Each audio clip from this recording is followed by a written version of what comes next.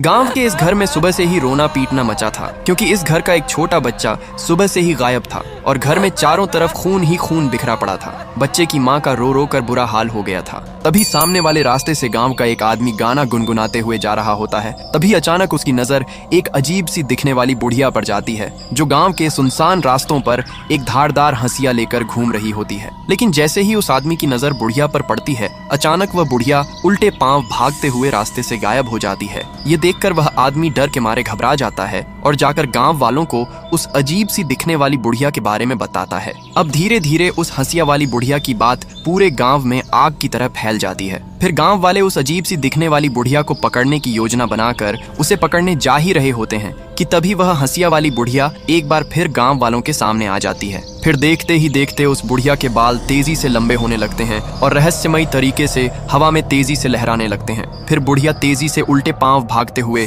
एक बार फिर से गायब हो जाती है। लेकिन सभी गांव वाले एकजुट होकर इस बुढ़िया को ही बच्चे के गायब होने का जिम्मेदार मानकर बुढ़िया को गांव में खोजने के लिए दौड़ पड़ते हैं। लेकिन शातिर बुढ़िया गांव के पीछे वाले सुनसान रास्ते से लोगों की नजरों से बचते हुए एक भारी सूटकेस लेकर भाग जाती है और सूटकेस को झाड़ियों के पीछे बने एक पुराने कुएं में फेंक देती है। तभी गांव वाले बुढ़िया को खोजते हुए उसी पुराने कुएं के पास आ जाते हैं, लेकिन बुढ़िया कुएं में छलांग लगा देती है। तभी कुएं में से एक आवाज आती है, मैंने एक बाबा के कहने पर अपने पोते की सलामती के लिए तेरे बच्चे की बलि चढ़ा दी है। ये सुनकर सभी गांव वाले सन्न रह जाते हैं। लेकिन बेचारी माँ अपने बच्चे के लिए जोर जोर से रोने लगती है, लेकिन फिर भी आपने बेचारे बच्चे के लिए लाइक और सब्सक्राइब नहीं किया।